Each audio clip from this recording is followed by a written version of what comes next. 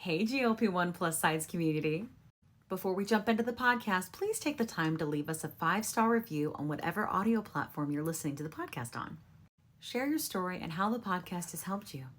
This will help us get referred up in the audio platform so that we can reach more people that need our help, our support, and guidance from our doctors. Help us get loud and change things. Are you interested in understanding GLP-1 medications like Ozempic, wegovy, or Mounjaro? Then join us on the Plus Sides Cracking the Obesity Code, the groundbreaking podcast helping people change their lives one episode at a time. The Plus Sides podcast is a disruptor.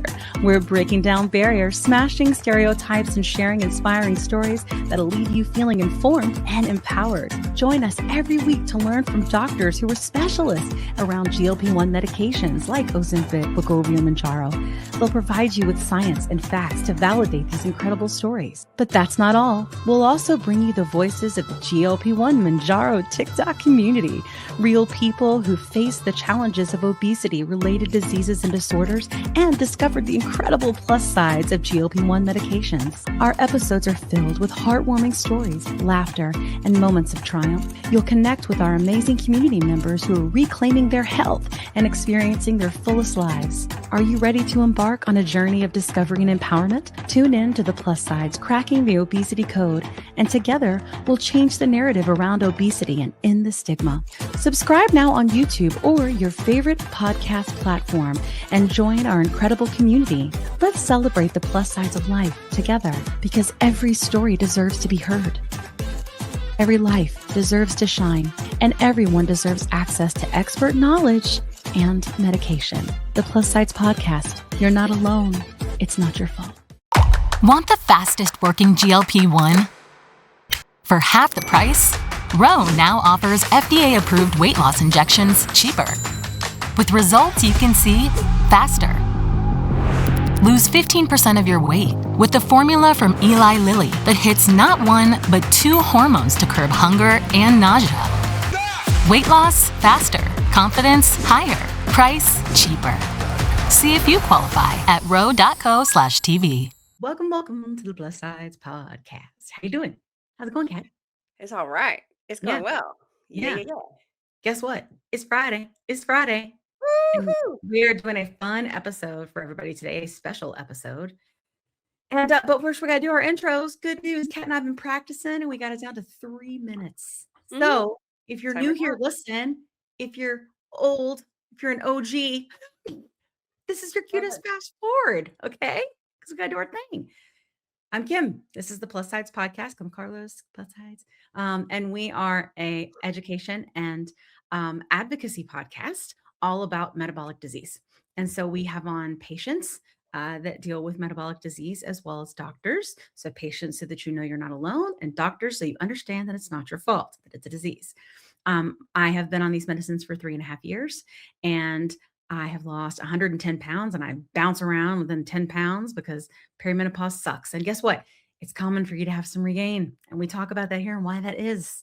And Because it's not a magic pill. no, and like what to do about it and how to adjust and, just all these different things, because this is a community. This is a chronic disease. We're always going to need each other. So it's important that you guys always have somewhere to come back to. And that's what Kat and I wanted to create. So that's what we do here. Okay. But I want to ask Kat who she is and what she does and why she's here and all that. Tell me, Kat. I am. I'm Kat. I'm Kat Carter. Mrs. MRS Kat Carter on the IGs and Kat Carter 7 on the TikToks. If you care to find me and follow me, I too have lost. Finally, I hit the 100 club this in 2025. Kim and I have both right now we're on the same medication, but been on the Tirzepatide for 3 years, and I learned that you don't have to keep it secret. You don't have to take your shot in the dark. In the corner. You don't have to do that. I just imagined a whole campaign now that you said that. Table that, and we'll talk about it after the episode. Know, right? Take your shot in the dark. Shot in the dark. I love it. Oh my gosh. All about shame. Oh my God. Coffee is flowing. Yep. Anyway, so I'm really excited to talk to our guest because I like to do the fitness stuff. I have gotten Kim into moving, Yeah. and Weird. I started running again too. And I really am excited. Yeah. I have been a fluffy fitty at 320 and now like 219, 220. So it's fit has no size, and contrary to a lot of people that may have this misconception, and I want to be done get off this soapbox at this point. We don't just sit on our behinds and drink protein shakes and take a shot. We put in the work. Believe it All or not. right. Yeah. And I know a lot of them will say, well, you have to change your diet, you have to change your lifestyle. And I say, well, poo poo, we are doing that. So, I Nina, also say that statistically, no, you don't. Statistically, you just have to be in a calorie deficit to lose I weight. know. I'm just saying, like, so I think that like a lot of people, though, they make this assumption that you have to be on a diet to lose weight. And yet there's all these people all the time. I'm about to go on a tangent. I'm reeling it back We're going to in. bring it back in. I Reel got it in. you on it. We That's had a where it conversation today, and that's where it came yeah, from. that's Yeah, where it yeah. came from. Listen, we eat our carrots, we eat our apples, and we We do. take walks. And we have That's our all we'll protein. say. Yeah. All right. Listen. We don't have to earn this medication, No, no, you don't. Yeah. except for having a job. All right. So let's get That things part. going. That Let's part. let's Okay. get things going. So today is going to be different. So, and you guys have probably experienced with this before. Sometimes we have on certain people that have just certain stories that we just think we want to expand upon, and it's meant for us to, for it to feel like more of a fireside chat and a roundtable discussion. And Kat will share some of her experiences. I'll share some of my experiences personally, as well as ones that we know from other people that have been on the show before. And it just sort of helps people connect things and have stuff come together. And so that's what the everything's meant to do today. But there is a campaign going on right now with Row, which Row, as you guys know, Row is one of our sponsors, and we love them. We've worked with them for quite a long time now, and we love what they're trying to do within the obesity community and what they're trying to do within breaking the stigma that's around this. And so we have aligned with them a long time ago when we love them, and they're doing a campaign right now called Healthier with Row, and and I'm going to make sure that all that information is in the show notes for you so that you can look at it. But it's fantastic. I can't wait for you to see it. But it's important because something I've been saying, you guys know, probably since I would say like the second year, but it took me a good year to figure it out. This is not a weight loss journey. This is not a weight loss journey. This is a journey to become the healthiest you that you can be. Okay. And that is going to look different for everybody's body because everybody's body is different. Okay. So it's important for us to get away from this whole stigma of weight loss shots. Okay. And that's what we do here. So we're so glad to have you. Our intro was a little longer. Sorry for the squirrel. We did also have technical difficulties. We do love you. Let's get started. Still shorter than most. That's We right. appreciate you. Shorter All than right. most. Welcome in, Hannah. How you doing? Hello. I am so excited to chat with you ladies tonight and We're excited. share in our stories and, We're so glad to what have this you. means for us. Yes. We're so glad to have you. And this is the first time we've been able to meet, and we connected from Row, which is wonderful. Yes. And what we want to know, and this is how Kat and I usually do, because I know you watch the show. We are chatty Cathys, and Kat and I are like kind of people with interruptees. So we want to give you your space to start off the conversation and kick off the conversation to just tell us about your journey, right? What it's been like with weight from the beginning of whenever this began for you, right? The beginning of you, whatever it was, so that people can kind of understand, because it's important for people to be able to relate, right? That's Absolutely. a big part of healing. I asked my husband recently, I was like, I don't want to talk about weight loss. I go, should I talk about weight loss? I'm in a big body. And he goes, your content's not about weight loss. It's about healing. And it is. And so that's what we want to make sure we let everybody know about all of it, because a lot comes with this journey, doesn't it? It does. Yeah. Good It old really does. perspective. Yeah. So what we're going to do now is just let you take the space, okay? Unfiltered, uncut, and Kat and I are going to just chill out, and we'll come back in, okay? Awesome. Zip it. Zipping it. Zip it.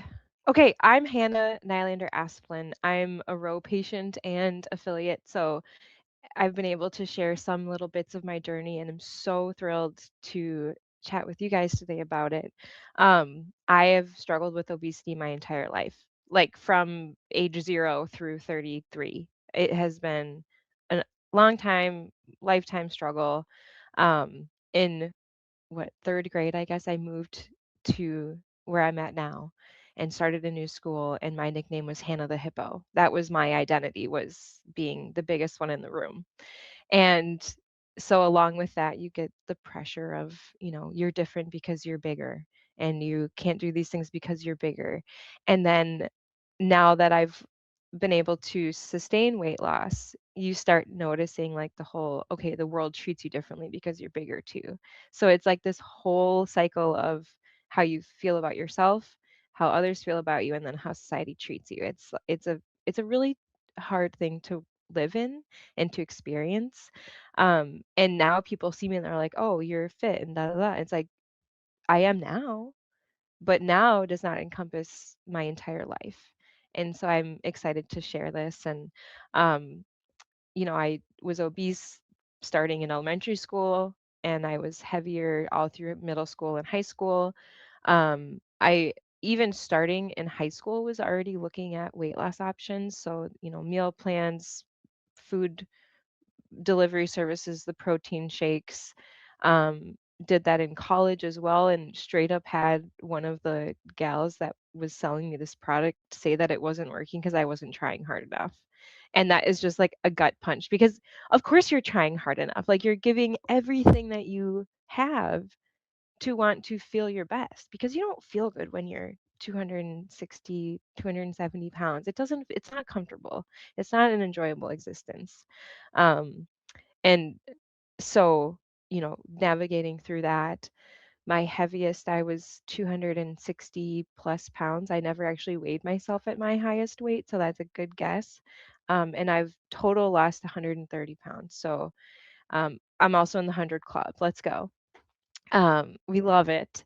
And the biggest struggle for me through all of this was long-term sustainable weight loss. That was something that I could continue to do. Like, I would lose a little bit of weight and then lose steam, and then it felt like it was my fault, or like I was failing.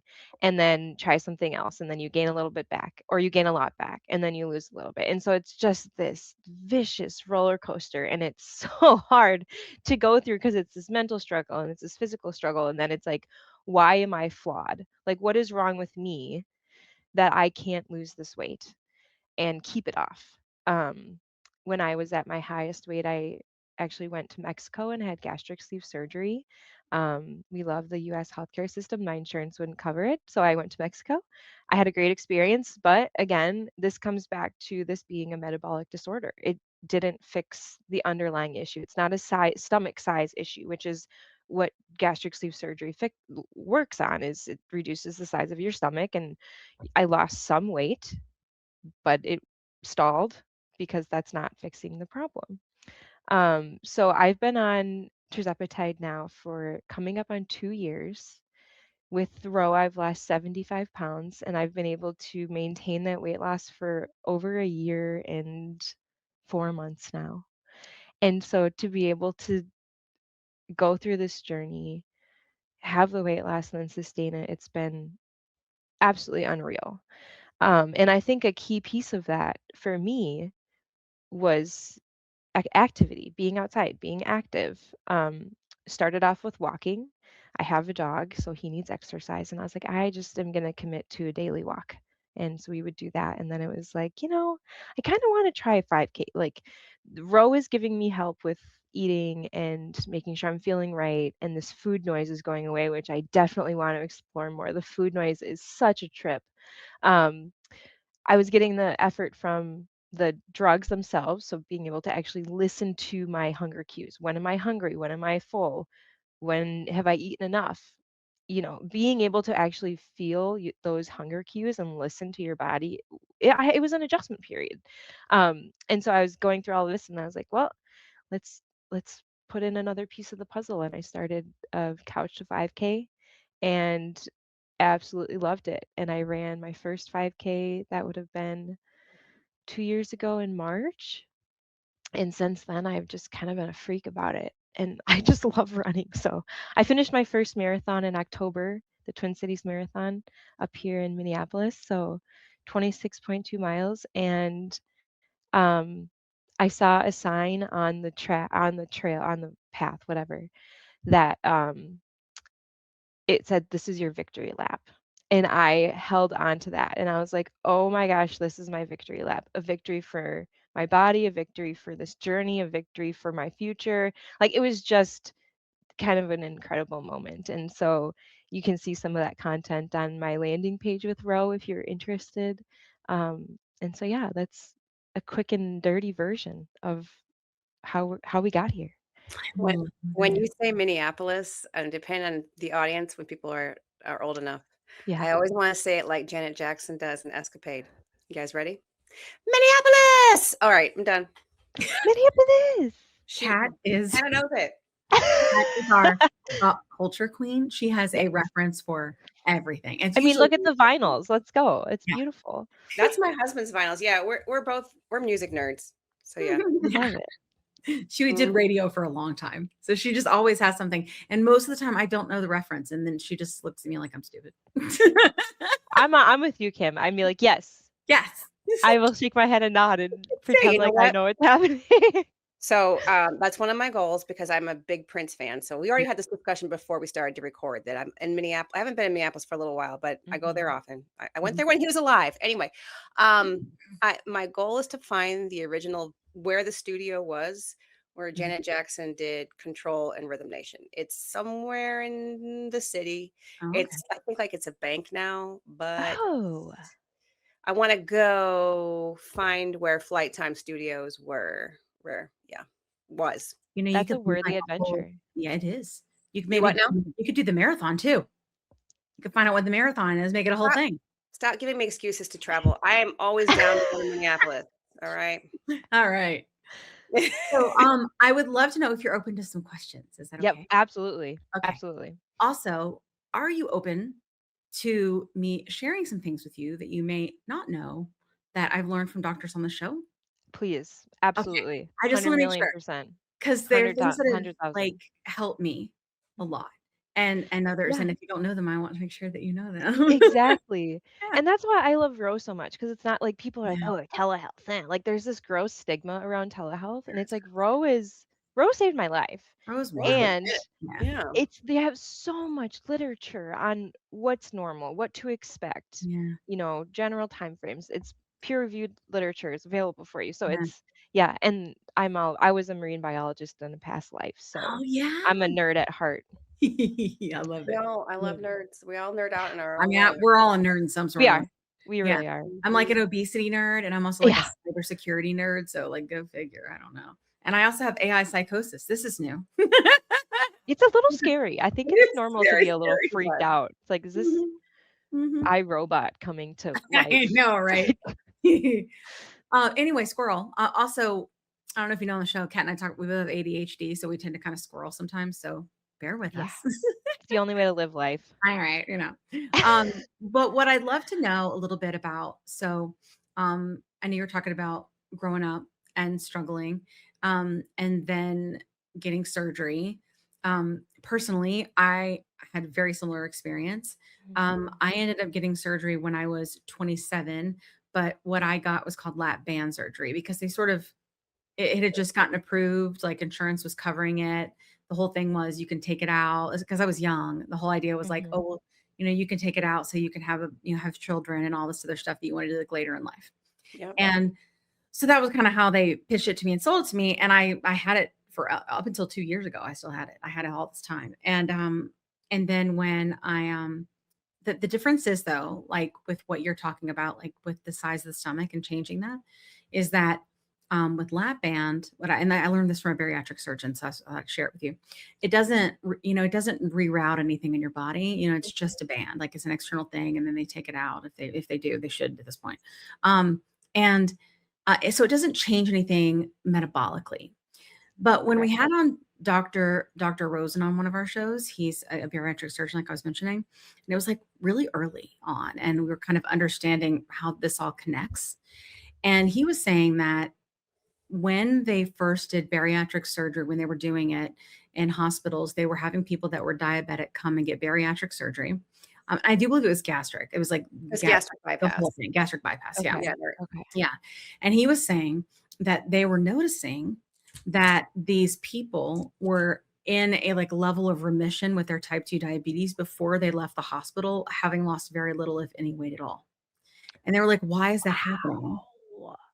Why is that happening? And it was because GLP-1 exists at the end of your intestine. Okay. And so when they were rerouting and taking it and putting it up to the top, it was releasing GLP-1. That's crazy. We'll find that episode for you. I forgot what number it is. And That episode is called Fat and Lazy on purpose. it is Fat and Lazy. Oh I was my not called, like, I gosh. don't, yeah. Yeah, I know. So he was like, so when they started to realize that, they were like, how do we reverse engineer this? Yes. Oh my Right? gosh, I love it. I love How do that. we trick the body, right, Right. into thinking this? Because what happens is when you have surgery, like you were mentioning, you only lose so much. You still have a set weight that they're working with. Mhm. Not everybody gets to goal weight, and half of the people that have it regain weight. Yep. Like, And that's and what so I was we're like, starting to do. and Yeah. it is because the GLP-1 starts to go down. That's one of the, there's lots of reasons, right? But that's one of the reasons. And it's because the body is constantly like tweaking like a thermostat, right? To get you to regain your weight, Oh, I love it. right? It's so fascinating. And just how the body functions. Like Isn't that crazy? Yeah. like I've had some people say, "Well, we don't know the long-term effects of GLP-1s." It's like, "Well, I kind of do though. Like these have been Kinda do. around They for do. A over long a time. decade. A 30 long years. time." Yeah. Uh-oh. Like in market over a decade, but like 20 Yes. plus years of data. They've been Right. studying for a really long time. Yeah. Right. Like this is not new No. stuff. And it's But it's usually, and also when they're like, oh, but they were studying that on diabetics, most of those diabetics had obesity. yeah. Like, hello. So but people don't know and they just Right. kind of blow it off. But truthfully, that's like, I love these data points because they're like so helpful to like put things, Mhm. in Right. reality. Yeah. But I just think that like what you were saying, and I heard you say, like, it doesn't fix it. And you're right, because nothing fixes it because it's a chronic disease. It's a You know? chronic Mhm. disease. Yeah. And that's what I think that is such an important realization. Like, this is not cheating. Like, this whole thing is like, "Oh, you're cheating." It's like, cheating who? Cheating Cheating who? what? Yeah. Like, Cheating I death? would Yes, I am. yeah, Thank I'm you very cheating much. death. I'm Yes. cheating a very unhappy, unhealthy existence Yes. by advocating for myself. Like, how about Yeah. you go cheats on some video game and then we can talk? Yeah, True. exactly. Using Um, cheat Yeah. codes and stuff like that. yeah, Yeah, but I it's wanted exactly. to ask very you, social. I've always been curious about how the experience of getting bariatric surgery in Mexico is. Oh, yeah, tell us that. I You had a guys great keep experience. We got a lot of all of people it. Share it interested all. If you, Yeah. whatever you want to share. Oh, I have no filter. I've been told before that I have no filter, and some people don't like it, and I can't care. So, I went to endobariatric right on the edge of Mexico in Texas. So I lived in Houston at the time, right outside of Houston. Mhm. So it was not a very far drive. It was only a few hours, and it's literally right across the border from Eagle Pass. And so you obviously bring your passport, drive through Eagle Pass. The bariatric surgery center is like a mile or so from the border, so it's Wow. very close. It's built specifically for US patients, because they're aware that Brilliant. we have It's a economics. healthcare Opportunity. Yeah. yeah, and because my insurance wouldn't cover it, it was out of pocket, but it was at such an affordable cost that it was like, "This is the only option if I wanna do this," and at that point, I'm desperate. I was like, "The plans aren't working, the counting's not working, it's not an effort thing, like, this is an actual problem." Yeah. Mhm. And so that was kind of the next natural progression for me, and, the build it's actually quite genius how they engineered this building. So the Well, first floor is like the welcome center testing where you get your blood test and all that. The second floor is the recovery center. mhm. The third floor is the surgery floor, and then the fourth floor is like a literal hotel where they Wow. put you up the night before. So you get there, they put you up on the fourth floor. That night you do your blood testing and they do all the pre-ops. Then they take you down to the surgery floor, you do your surgery, and then once you're recovered from surgery, they roll you up to the third floor and then you start your recovery. So within a few hours, you're up and walking and they have this loop integrated into the floor and you just walk loops and walk loops and walk loops just to help things move and it's good to Wow. get the gases out and then Yeah. they have a competition on who has the biggest stomach and you get like a little coin. I didn't win um, Oh. when they when they do the surgery, but the whole facility is just built around giving people gastric sleeve Who has surgery. the biggest stomach in terms of before or after the surgery? Like what? Depending on how much they cut out. So depending on how big your stomach is coming in and how much they take out, I actually have a picture of my stomach that they I took find out. I that can send it to you. wildly bizarre and interesting. It is a fascinating experience. I had a great experience though. I felt very Yeah. supported. It's an option for some people. It Yeah. wasn't long term for me. It helped me lose about Yeah. 30 pounds. Yeah. And then I started regaining it back again, Mm. and I freaked out because it's like the worst nightmare. Like at that time I wasn't aware of GLP-1s. And Yeah. so I was like, I can't exist in a world that I'm 200 plus I 260, understand. almost 300. I was Mhm. creeping up on 300 pounds. Yeah. And I was so unhappy. Mm. Um, and so I had a great experience. It was laparoscopic, Did so there's everybody speak scars. English Yeah, there? Everybody yeah. spoke English? I would Everyone have. spoke What a English. brilliant business It's model that is. brilliant, I'm gonna go brilliant. build state-of-the-art something right across the border and have everybody speak English and market to Americans. It's just brilliant. It's Like, genius. And the you surgeon It's does the opportunity. It's the it's perfect amazing. opportunity. Yeah. The surgeon has a satellite office in the States. So for patients that want to still use that's him, nice. but they're in the States and their insurance works, he can fly to the States and perform the surgery. And if Wow. you don't, then he's got his facility right outside of Eagle Pass. And I That's So imagine living since the American dream without living in America. I know. I sometimes know. you have to do that, when we It's talk about brilliant. It's healthcare, like, the way this is healthcare brilliant. is. But it sounds like Mhm. also if you have any like complications, he's got two offices, one in the Mhm. States Oh, and one yeah, in how did you Mexico. feel about that? About the That's really complications? safe, right? Mm, I was maybe hopefully optimistic that nothing was yeah, going to happen, but they had support. Like they didn't send you home until you were cleared. And they had people that also had hernia repairs, so those mhm, patients ended up staying a little bit longer, but Mhm. while we were recovering, they do like 4 or 5 patients a day. yeah, So there's like our little cohort that we met yeah, the doctor and each other the night before, mm. and then, do our How long surgery. were you there? 3 days. 3 days? 3 days. Oh my gosh. Wow. Oh my gosh. And then I drove myself there. So I'm driving myself home, like, on pain meds That's after 3 hours, crazy. and I made it halfway home, and I was like, I can't do this. This is not I can't I'm delusional to drive myself home after a fairly major How Wow. did you decide, like, which surgery to get? Like, between um, sleeve or gastric bypass, like, how did you decide? yeah. So this was in 2021, Mhm, 2021 after COVID. mhm, Um, and at the time there was a lot of not so great literature about bypass because mhm, they were saying that that's and more invasive than it needs to be. It's mhm, not necessarily effective. yeah, Gastric sleeve is more efficient and it's safer and all these things. And I was like, right, okay, yeah. let's do it. And I had done a decent amount of research, but it just seemed like the best option for me. And I don't even think they were doing lap band anymore. Oh, God. By Yeah, they've stopped. so, yeah. Mine slipped and flipped, so I had to have mine removed 2 years ago, Oh, but, yeah, I was like and, like, clearly my what I learned is that, like, my nervous system is keenly in tune with my stomach, probably 'cause I've had obesity forever, who knows? I don't know. Who knows? well, the gut-brain axis is a Like, thing. it's So, crazy. Yeah, yeah, yeah. yeah. But it's like I was profusely fainting, and I could not figure out what was going on. And yeah, I would just be like, "Womp," out, like, just out, and it was happening constantly, like, every day, several times a day. It was terrifying, and so but luckily, because I know all the doctors in the land, our friend Dr. Angelina, who's been on our show, is in Atlanta and Yeah. is a surgeon, and so her husband's a surgeon. I went there and they did an endoscopy to figure, out that it had slipped and that my band had flipped, or the had slipped, and then our port had flipped, and they were like, "It's gotta come out," and they worked with my insurance, got it Wow. approved, got it I mean, within a week, we had it out, which was great because I couldn't do anything because I was fainting Right, all the time, like, it was right. horrible. So, digress, it was not great.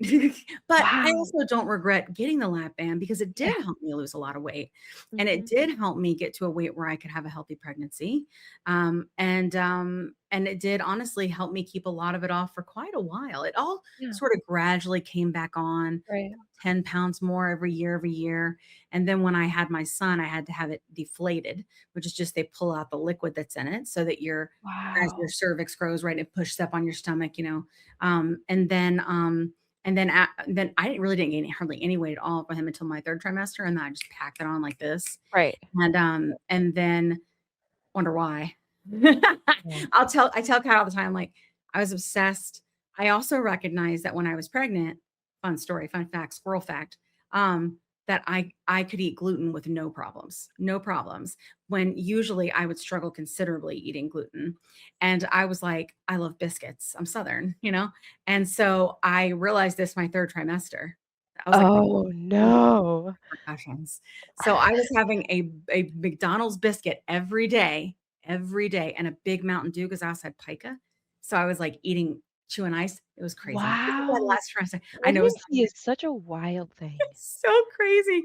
And so but it was funny because I asked my doctor, my obesity doctor, years later. I was like, it was so weird that I couldn't eat gluten, or that I hadn't had problems with gluten. He goes, actually, no, it isn't weird at all. He's like, you were pregnant, and so when you're pregnant, your body is doing everything it can to not attack you, so it's not trying to attack the baby. So your immune system is So totally suppressed, so the gluten's like, "Peace, let's go." yeah, like you're Oh, gonna that's so cool. problem is, I gained a bazillion pounds.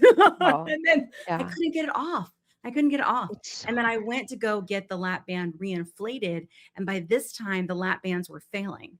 So Mhm. they were like a lot of people had them to fail. Doctors didn't want to touch them. They didn't want to take them out because they had people they were calling erosion. They were slipping, they were flipping, all these different things they kind of said were probably not going to ever That happen. Would sounds happen awful.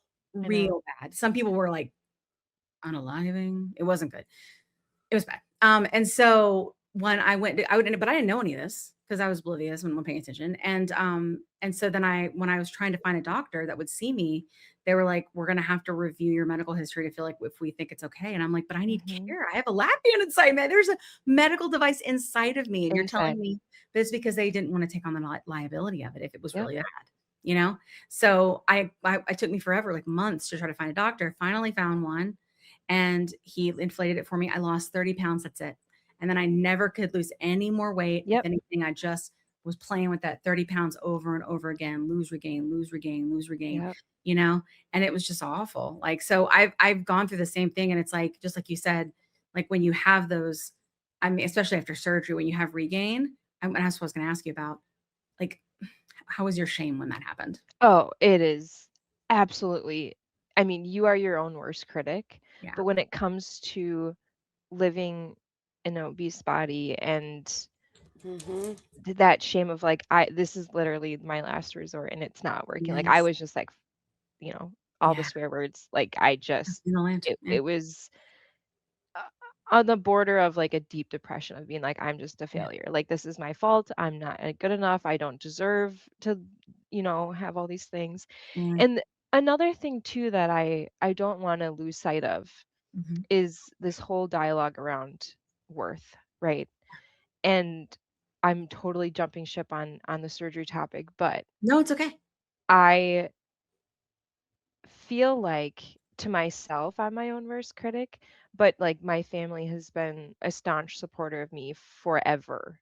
And so in this documentary that's on the Row website about my marathon and going through all of that and some of the non-physical changes that I've experienced, it's this joy and this happiness and it's just like feeling good. And she's like I really hope that you don't feel like we didn't love you when you were at any size. Like we don't That's love you more amazing. now. We don't love you less. And it's like, no, I don't feel like that at all. But Yeah. you don't feel good. You don't love yourself. You don't put your best foot forward. So it's hard to feel that Yeah. when you yourself are Yeah. feeling terrible. And then post surgery, it's like I you see all these people succeed and all these pictures and la la Yeah. la and all these great Why not stories, and it's me? like, What am what I am I doing doing? wrong? What am I doing wrong? That's What the am I first doing thing. wrong? Yeah. Anyone that's listening has had the Mhm. moment, surgery or no surgery, weight loss or Yep. whatever, where you feel like you're doing all the right things, your body starts to fight you, and it's what am I doing wrong? What am What am I I doing doing wrong? wrong? Why Right? can't I like eat less? Why do I have Yes. to be so hungry? You know what I Yeah. mean? Or like why do Yes. I have this Mm. problem? Yeah.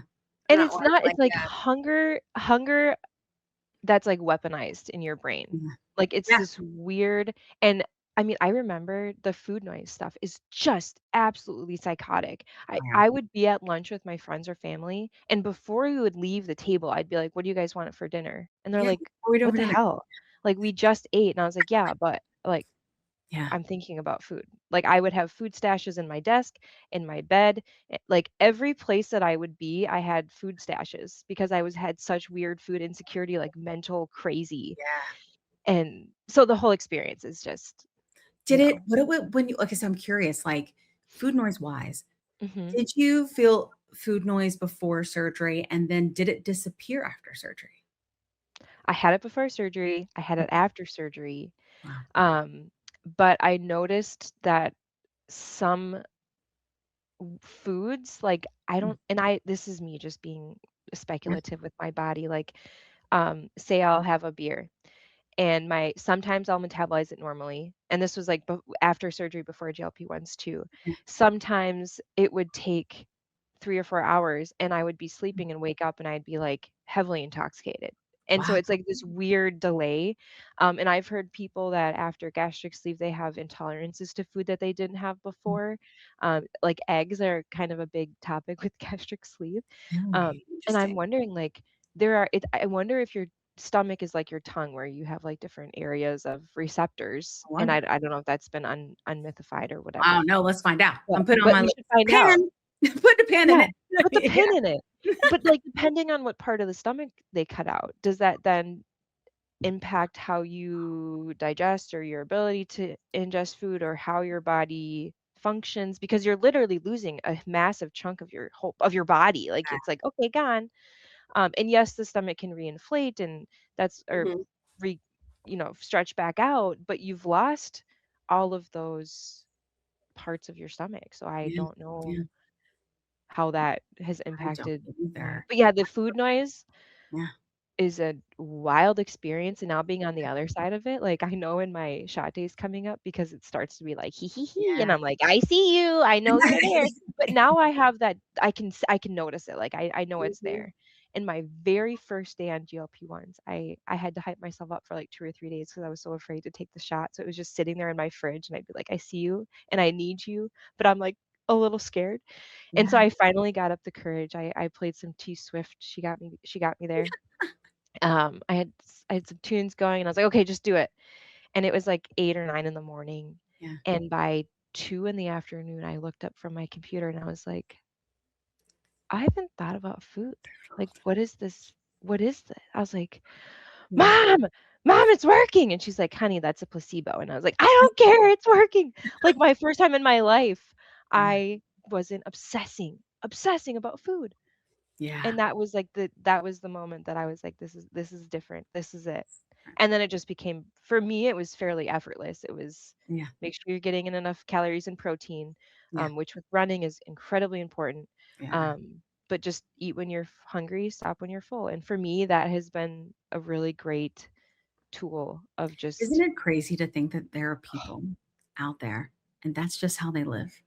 and They those are the ones that are they like, "Oh, do you're cheating." It's like, I "You have know. no idea what I've been through. You They don't have no idea. understand." It's They always don't like I was referenced, like Oprah famously says, "You mean everybody doesn't obsess over potato yeah, chips?" like, what are you talking about? Like, "What yeah. do you mean?" Yeah. She's Like, like, "I thought everybody was thinking about food, but y'all aren't even thinking about it." "Don't Yeah, even think about it. I know. Don't even think That's about it." crazy. Mhm. Yeah. I know, So I that was think a huge did and you were realization. doing tirzepatide, right? Is that what Yes. we started on? Yeah. Yes. Yeah. I've just been on tirzepatide. I started on tirzepatide, because at that time, the literature was saying that your odds are to lose Mhm. technically or generally more on tirzepatide, and I was so desperate. I was like, "I just need like, give me the big guns. I'll do whatever." Yeah. And that ended up being a really great fit for me. And I have Yeah. friends that have since joined Row and are on different medications, and that's working for them. So it's either Yeah. one I think is a great option for people, but Yeah. I've I had think really it's good success. whatever one that you can afford to start, Th right? that's Like, it. right? That's it. And if they're I about the agree. same, probably go with tirzepatide, right? Yep. Yep. And then see how you do. Because I do have friends that, like, have the reverse effect. They do better on Ozempic sorry, Yep. semaglutide. They do better on Semaglutide. semaglutide, than they do with tirzepatide. Right. And I think that we'll continue to see that with all the new medicines that are coming out. Right. So you got to goal weight, right? I got I got to goal weight, and then I Heck got yeah. past goal weight. So Wow. my goal weight was wait, I was like, "I'll never be 150." Yeah. And then I hit 150 and I was like, "Eh." Yeah. And I'm 137 right now, or Wow. 127, sorry, 127. Oh my So goodness. I You're like a actually little pixie. What's I'm a that little like? thing. It's wild. And, like, my family was concerned at some points, and I think I did. I bet. I At one point, I was running a lot. I was training for Mm, I was supposed gonna try to run Grandma's, which is in earlier in the year, it's in June, and the Twin Cities Marathon is in October. So I purposely signed up for both, knowing that the Twin Cities would be my backup. yeah, And, I was running 25, 30 miles a week, and I was not eating enough. And yeah. so you do have to learn that balance of when you're exercising that much, you have to eat. You have to get your protein Mhm, in, you have to get your You carbs in. And so I played that game with myself of like, okay, mhm, what do I need yeah, um, to be able to accomplish these goals? yeah. And so I ended up deferring to the Twin Cities Marathon. But like my family's like that I haven't seen in a while, they're like, "Huh, Hannah? Like, is that you?" They're like, "Yeah, this it's Yeah. me." Like, it's just crazy, and there are some like, I look at pictures, and you catch yourself in the mirror, and you're like, "Nah, like, Well, that's not." I'm wondering, is the Hannah the size as Hannah is now? Does that Hannah exist, like, as an adult anywhere? Or was this, like, what you were when you were young, like, as a kid? Oh, no, I've been bigger my whole life, like, even as a So kid. there is no No, skinny Hannah in there existence is until now? skinny Hannah has never existed, and I have a pair of jeans that I kept from college Mhm. that were my gold jeans. I kept them I moved them around the country for 10 years. Wow. And I put those babies on and they are so big on me now. It's like I don't know what this feels like. So for me to be able to lose weight, feel so supported throughout the entire thing, and now to maintain it, that has just been an absolutely crazy experience because Yeah. it's always been this the psycho the maintain yo-yo. part. Yeah, I think Oh, that's The huge. maintaining, that's 'Cause we're doing a you're lot an of stuff adult, on yeah. that now because that's hard. Like, so I would say not statistically, most people don't get to goal weight Right, unless we've done something different, like right. surgery, right? Or additional interventions. On Mhm. average, keep in mind, friends, I am saying people come at me. I am saying based on the study data and the data out there and expert doctors that come on the show, Yes. mhm. most people who have had obesity for a long time do not get to goal weight without additional interventions. So when Hannah talks about starting out with surgery and then going on GLP-1 and having her get her there, that is a very good example of how even surgery, right, wasn't quite enough because Mhm. she had severe obesity and has had it most of her life. That is what the doctors say. I'm not making it up, I promise. But I think this is where, so like Kat and I lost, let's say 100 pounds, right? But we still live in big bodies. Now, Kat and I are also, we're like you. There's no skinny Cat. There's no skinny Right, Kim. no, We've no. always been tall and big, people. Mhm. But like any size smaller than I am right now, really, or when I was at my smallest, so I'd say another 10 pounds down, was middle school Kim. Do you know what I'm saying? So Oh, there's no adult like version, you know? And so like part of me that messes with my brain. Like I can't even part of me wants to see what a skinny Kim would look like. I'm curious, even though I'm I okay in my body now. But like you are skinny Hannah. So I what does that feel like? Like it you're is going from knowing yourself as this plus size woman, right? yeah. And I assume, and maybe this is a question for you. Was that ever part of your identity while you were trying to deal with this? Oh gosh, yeah. I Mm, still do. I still struggle. And I mm, think that's something that people who are on in this journey or yeah. thinking about this journey or just experiencing life as a heavier person, Mhm. that the mental side is going to be there, and that's my lifetime struggle. Like everybody Mhm. has their struggles in life. Yeah. Sometimes they're visible, sometimes they're not. Me, it's my weight and my struggle with my mental health, with what that looks like. And Mhm. I think the body dysmorphia for me, I do struggle with quite a bit because I still see myself in the mirror as 260, 270 pounds, Yeah. and I'm not. And Yeah. so there's that disconnect of reality versus what you see yourself as, and that's just, I Yeah. think, an artifact of having a metabolic disorder and the mental struggles of living in that existence.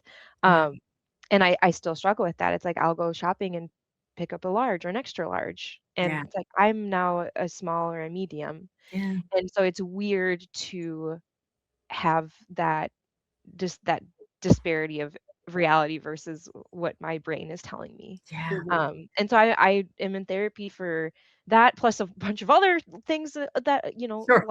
life is Oh, life. Therapy Um, is the best. Therapy has helped a lot. Yeah. And then I've also tried to be kind with myself. I've been within the same 5 pounds in 4 months, but if I do start creeping up a pound or 2, it's not like, "Don't freak out. This is okay." It Like, is okay. maybe you had a cheeseburger and you're a little bit salty, Yeah, drink some water, totally. Yep. go for a walk. It's gonna be fine. Quick pause here. I've had moments on my GLP-1 journey where insurance changes or rising costs forced me to look for a new provider. And honestly, that process can feel very overwhelming. But that's why the Plus Size podcast is partnered with GLP Winner to give our subscribers a resource to help them make that decision easier. GLP Winner is a comparison platform that lets you explore telehealth providers in all 50 states, whether you're looking for brand name medications or compounded options. You can see pricing up front, read reviews, and get a clear picture of which provider might align best with your needs. Check it out today at glpwinner.com/plus sides. That's glpwinner.com/plus sides. Don't forget the Z.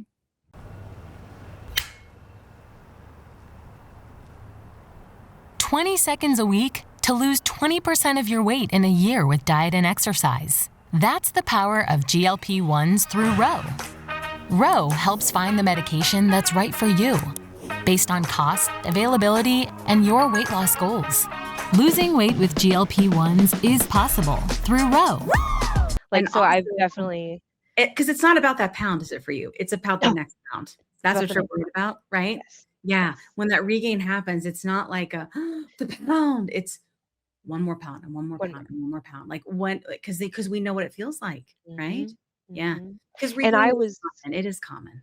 It's very common. Yeah. And when I was at my heaviest, I was in denial because I wouldn't weigh myself because I knew. And I Yeah. was like, I know I'm heavy, but I Yeah. can't be that heavy. Like I was, because I had done the weighing every week thing. Yeah. And then it got to weighing every day, and then it got obsessive, and then it got unhelpful, and then I was just like, peace out. And Yeah. that's when things really got out of control. So Mhm. you have to build a relationship with your tools of measurement, whether that be a scale, Yeah. whether that be a measuring tape, whether that be a pair of jeans. Like it Yeah. doesn't have to be a number, it can be a feeling. But it's Yeah. good Yeah. to have those scales of measure of like I like that. checking in Maybe a with measuring yourself. tape or something like that. Yeah, Yeah. exactly. That is Yeah. such Yeah. a good tip. And I don't think I've heard anybody ever say your tools of measurement. I don't think I've heard anybody said that before. And I don't think that I've ever heard anybody think of using a garment as an Yeah. example for a tool. Yeah. That might be better for your mental health, right? It for me, Yeah. I had to because I got so crazy with the scale. And Yeah. I have to say your tool of measure can't be stretchy pants because I tried that and it's not gonna It's work. gotta be jeans or So something get a like pair of jeans, get a pair of slacks that has a flats. Yeah. button, you know. Mhm. Something Um, without elastic, which is very hard to find. Minimal elastic is Yeah. preferred. But for me, that was a very helpful metric. And Yeah. then, the other part of this weight loss journey is I had to get a whole new wardrobe and I'm like still coping with that. It's Yeah. like, Oh, yeah. I've been How there did several you deal times. with that? Like, how did you cope with, like, getting rid of your clothes? And and and were you thinking? Because, like, I don't know if Kat was like this. I I've don't gone she through it probably several she just gave me all our stuff. But, I put all my stuff in bags, yep, and I couldn't give them away no. because I knew they were my fat clothes and I was going to need them again. The fattest Oh little my gosh, history shows, right? it's Right, the same I thing. just got rid of them. I had to get rid of She them gave them to me. because 'cause I'd gone through, we've definitely I've lost a big amount of weight before, Yeah, Mhm. and I did same. not keep well, I Not did. at I all. kept my big clothes, and I grew I've right kept back my into clothes them. every time, every time. I've never gotten rid of any of it. I I've always never gotten rid of them. yeah, And I have slowly been getting rid of clothes. I'm very lucky I have a guest room in my house. yeah, My closet has 3 bins full of my larger clothes, yeah, just in case. And I yeah, need to just, like, rip the Band-Aid off and be like, it's okay if it happens, but it's not gonna happen."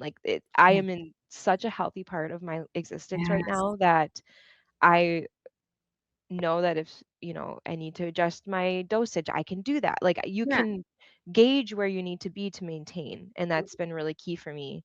Um, but yeah, I still have about, Wow. I'd say 80% of my wardrobe is in my house. Have Wow. you gotten to the point of where like your shoes? So I had my feet Yes. swelled so much, and my width was wider than I still have a wide width. I still got duck feet, Yeah. but I had to give away a lot of shoes this last time. Yes. Yeah. Yes. I had like was a 10 at one point. I'm a straight 9 now. Like I went from 10 to 9.5. And with running shoes, like I've turned into a running shoe collector. Oh, that's Just based on the type of run that I'm doing. Like, am I doing a slow long run? Am I doing a speed run? Am I doing just a rate? Like Mhm. yeah. you can get real wild with running shoes. That's what Kat tells me. She just bought me my first pair for Christmas. What Let's pair are talk you about using? that. Let's talk Yeah. about You it. know what? I'm gonna derail you for not derail. It's about your running shoes. Oh, okay. Do That's on you topic use then. Spenco insoles in your shoes? No, but maybe I should. Kat got me some. I've got them right there. They're supposed to help with the stinkiness.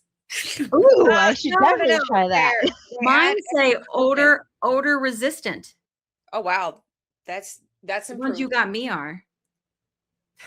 So why do I have this up here? I don't know why, but I have a pair of shoes up here. But see, I used to They're work at Ladies very Foot Locker. cute. That's how old I am. But if your high technical shoes, like your running shoes, your aerobics or whatever you Mhm. use, take the piece of paper insole that's already in it, and then put this in. Yeah. Send me Make the sure they're link. both brand new, Oh, I love and it. Cool. this gives you so much more cushion, Nice. and it'll save your joints. I think that's Love it. definitely good for if My you're in a big body. podiatrist recommends these. I remember once I went to a podiatrist and he said, I don't know where Dr. Scholl's has such a corner on the market, but because it's trash, use Spenco. Dr. Scholl's, don't sue us.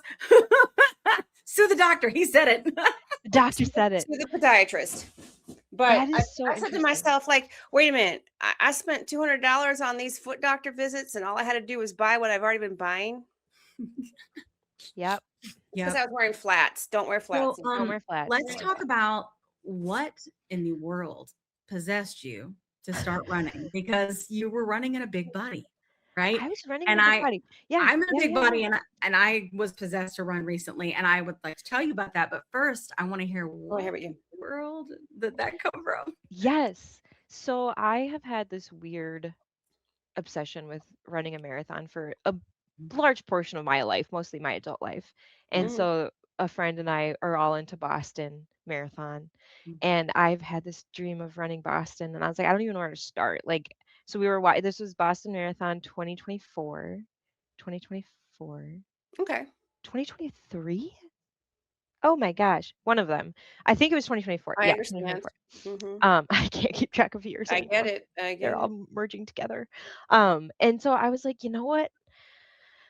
At this point, I had been on the meds for a couple of months and feeling great, losing weight very rapidly. And I was like, okay, so the meds are doing their part. I want to try to do something else. I was like, I used to lift a lot and I wasn't really feeling motivated and not wanting to lift. So I was like, let me just try running. Mhm. And watched the Boston Marathon and was just like on fire about it. And so I was like, do we want to sign up for a marathon? So we're like, okay, let's try to get into Boston. Of course, that's not going to happen. And so I was like, okay, let's just start somewhere. And so I did a couch to 5K, and Minnesota actually is very relative because I don't know any other states, but to me, Yeah. living here, it seems like there's a lot of options for races. There's a few organizations that host pretty much monthly races all year round, and they're reoccurring, and so you can do them over again. And so I've now done 2 or 3 of the same race with the same, in the same place. Hmm. Since I started, but I did a couch to 5K. It started off, I used Runna, which is an app, Mhm. and you can tell it what your goal is. If you're just starting, it'll get you on a couch to 5K. And then as you're running, it tracks how you're pacing. So it can adjust your future runs based on your current pace, which I That's a love. great app. It's Okay. a really great app. So I used Runna, did a couch to 5K, and it's in your ear telling you run for 15 Yep. seconds, and then it'll be like, walk for a minute, run again, and then it'll be like slow down, you're going really fast, or Oh, speed that's so up if you want cool. to maintain this pace. That helped me so much because I didn't have to think about it. All I had to do was open the app and hit play, and Yeah. it would talk me through the workout.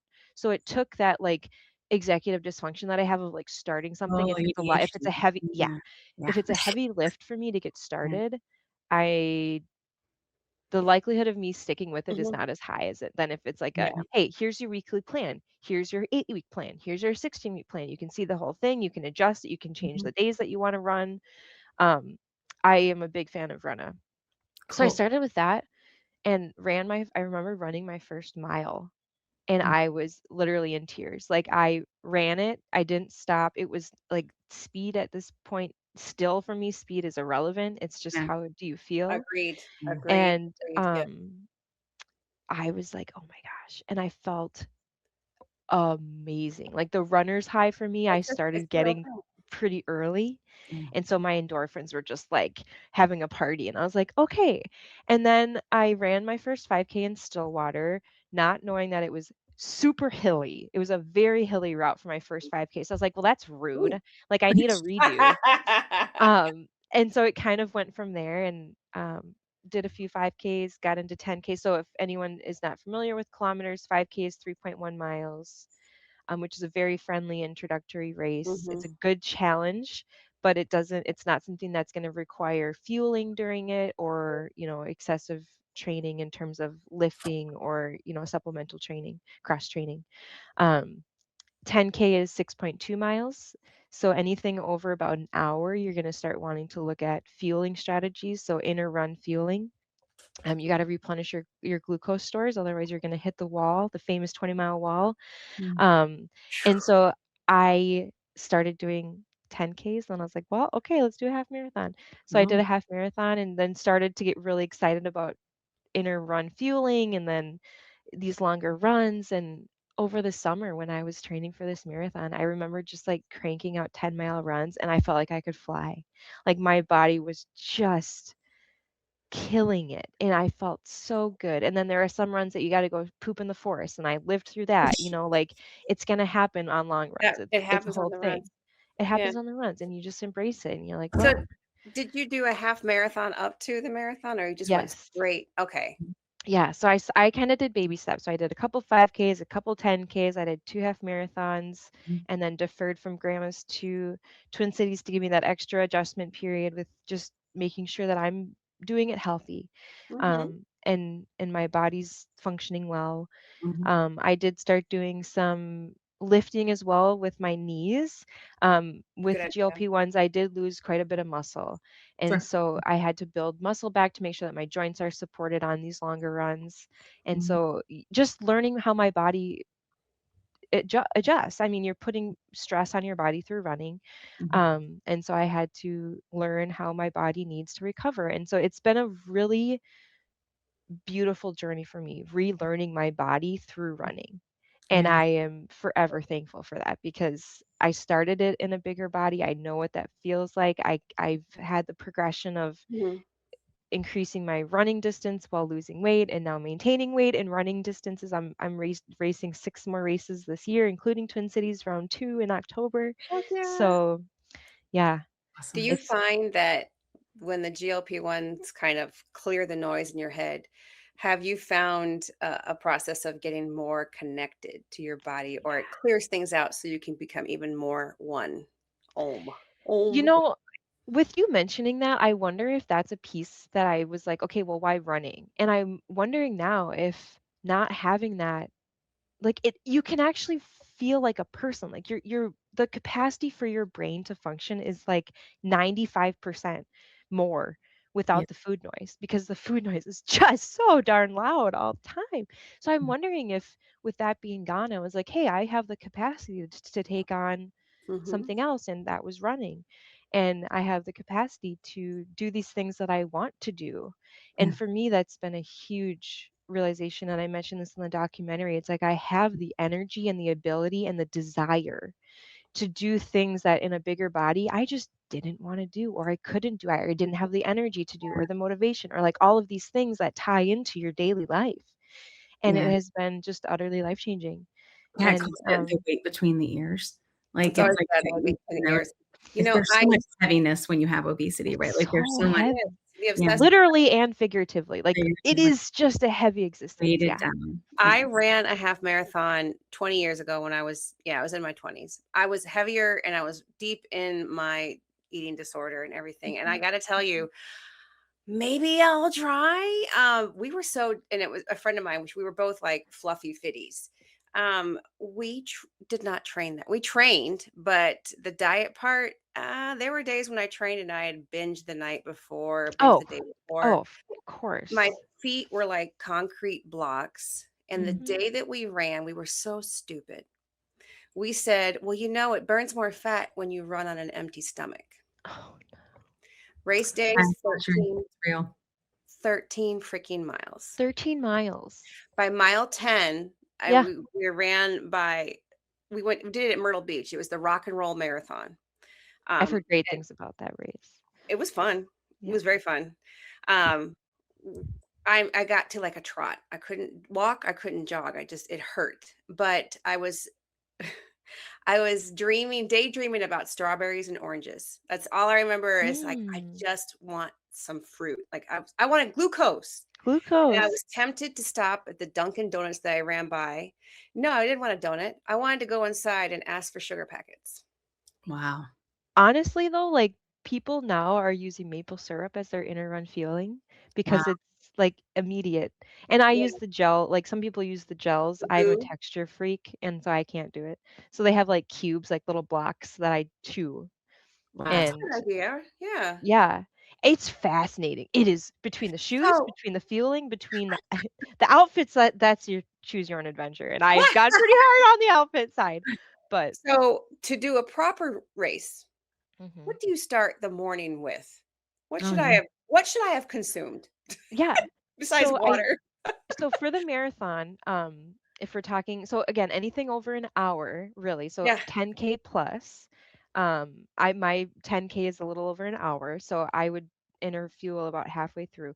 But the night before, you're gonna want to carb load a little bit. And my favorite part of marathon training was realizing that one of the best carb load foods is Rice Krispie treats.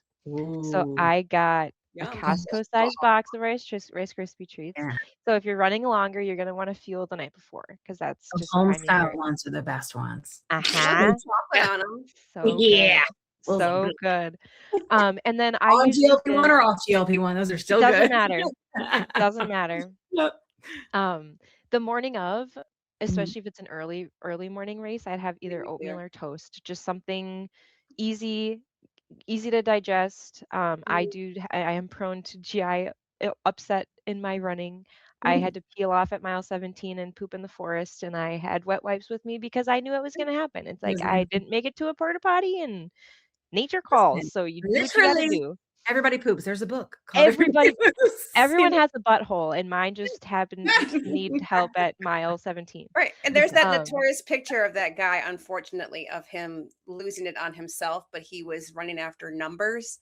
And so he said, I'm just going to, if I have to go off somewhere and take care of business, I'm going to lose my lose numbers. time. And so he ran, pooing himself. Mhm. But yeah, that's Yeah, very I'm not famous that picture. motivated. I'd go poo first. I'd be all right with that. Yeah, Yeah, I'm yeah. okay. I'm not chasing after a number. I don't Yeah. want anyway. Well, I No, But yeah. used to be a number chaser, so like it's a mentality, you know? it Yeah, but is. you don't want it to run down your legs and you Mm, stink. So I don't. That's not worth it to me. It's not. mm-mm. Also, like as someone who lives in a big body and has stomach stuff, I have pooped my pants before, so it's Oh, not I fun. have too. I don't want to Oh, like do it again. yeah, So yeah, nothing's worth it to yeah. me. I'm just gonna go in the forest. Listen to The both sides. We the talk first about time I pooping pooped my yourself. pants, yeah, first time I pooped my pants, I made it a big deal, and I was Yeah. actually in my car. I had run that morning.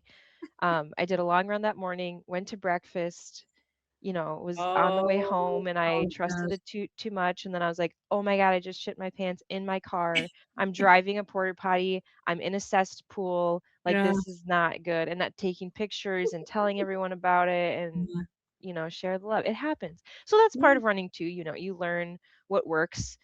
Some people can eat more complex foods in the morning. Mhm. I am a very bland morning eater. Mhm. And then bananas are usually always always fun. yeah. Mhm. Always the What about banana. when you were starting in training? So so like when we do things like this, we like to kind of weave in our story. Yeah, So yeah. I have always been what my mom. I've just been average at everything, like in terms of athleticism. And my mom goes, "You know that means you're athletic, right? You were average at everything you ever did. That means you're Hmm. athletic." And I was like, I did lots of that. Dance, like Yeah. lots of stuff. Baseball, like all the things. But I was just average. I was in a Right. big body. I was average, and I never really didn't like much of it, honestly, until I got to high school and I was on the flag line, and we would dance with flags on the football field, I like was on the flag line too. flag line, and I loved it. Because it was like art, and it was Yeah. dancing, Hmm. and it was wonderful exercise, and it was a Yeah. community, and it was just like that was my jam. But even then, I was still in a big body. I was still Yep. size 14. Yep. But I loved it. And when we've been going on this journey, me and Kat, all I ever really did in the beginning, because I really tried this time to do it differently because it was different for me in my head, right?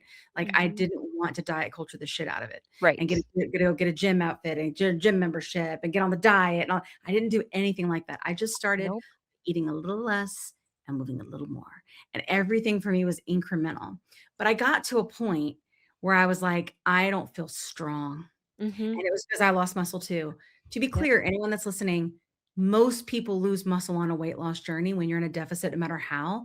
The way to combat that is strength training, Strength eating training. enough, and eating enough Yep.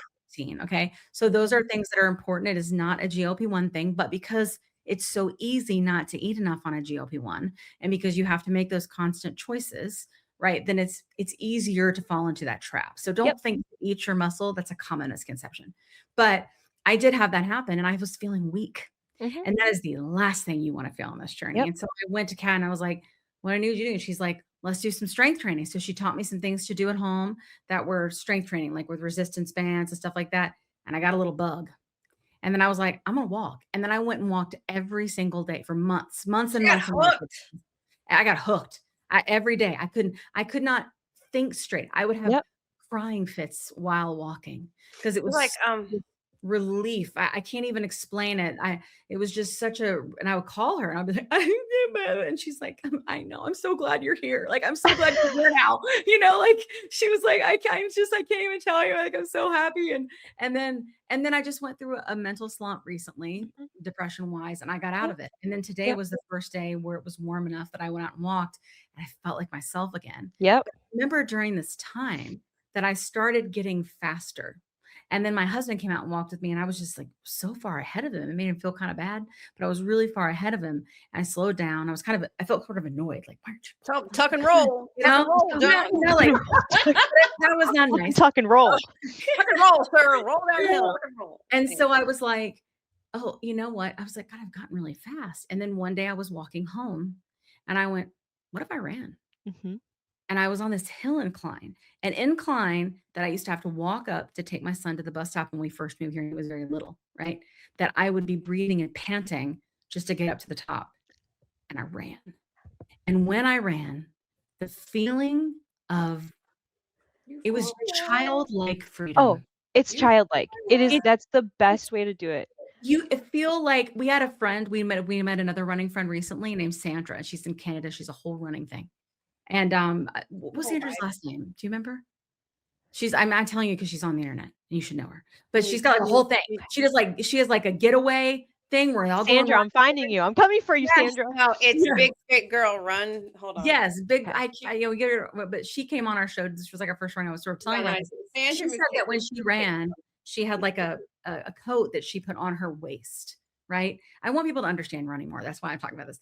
And when she put on her waist, and then one day she ran, and she's still in a big body, and she was like, I felt like a superhero, like because it was like a cape, right? Okay.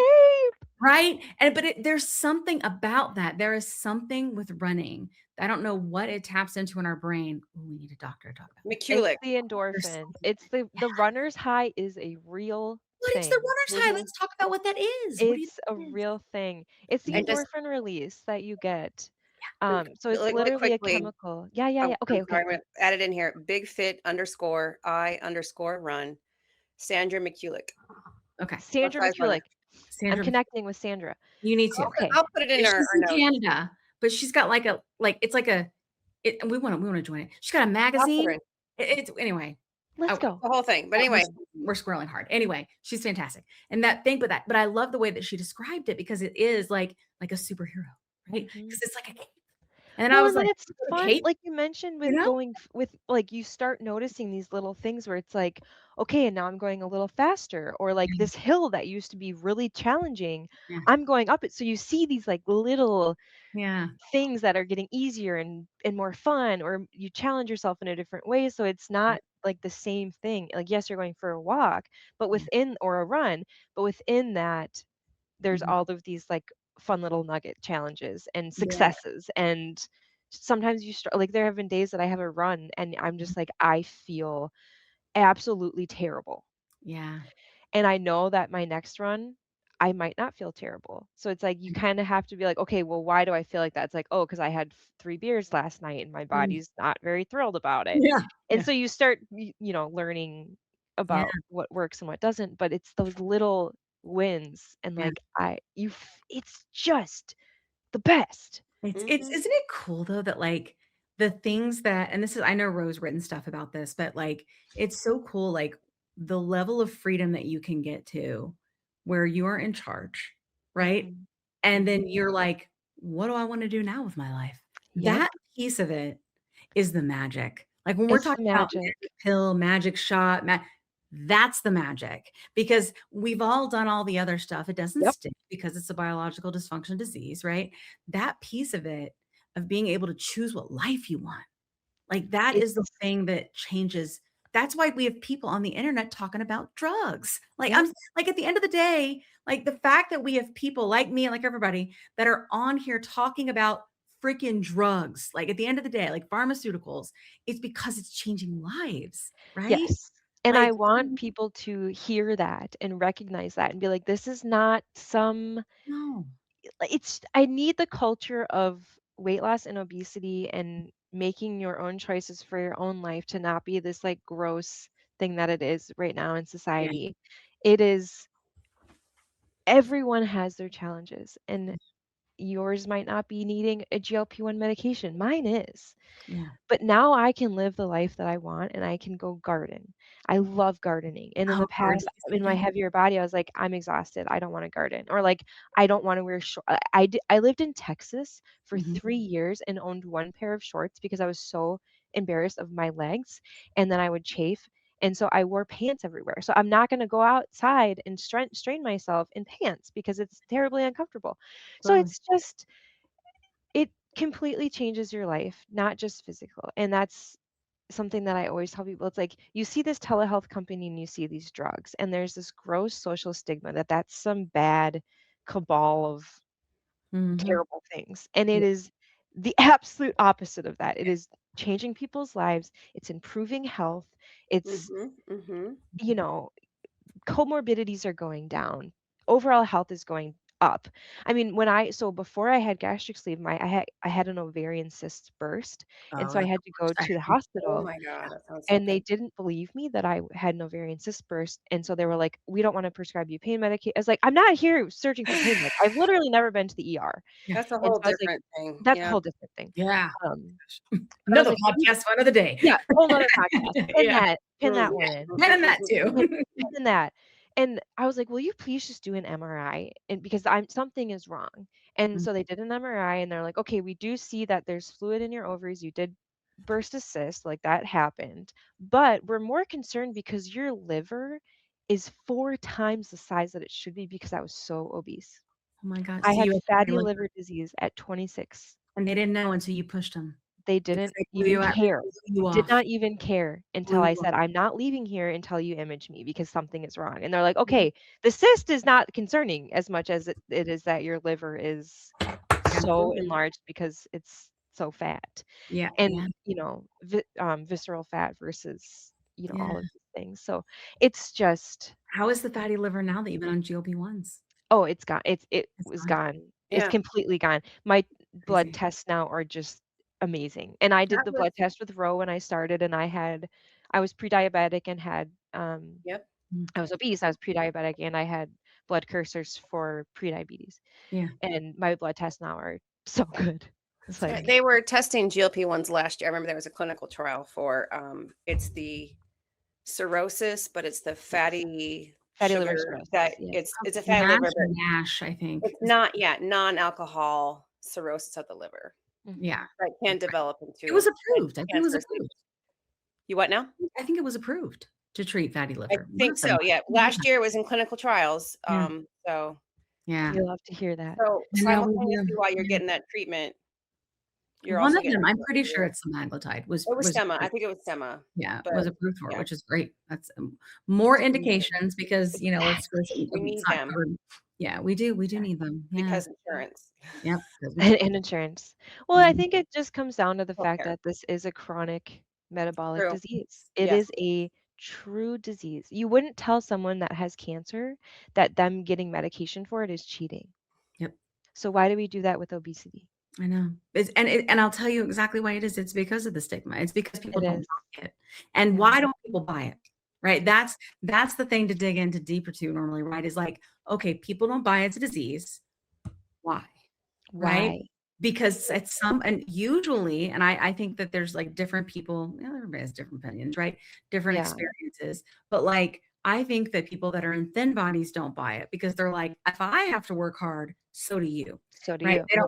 They don't understand that we do work hard, right? But they Yes. think that because we work hard and then we stop because we continue to fail. And like, what are we doing? And our noise gets higher and higher and we're fighting it more and more. And then we have moments of weakness and then we're done. And then we're like, screw it. And then we end up starting again 6 months later, right?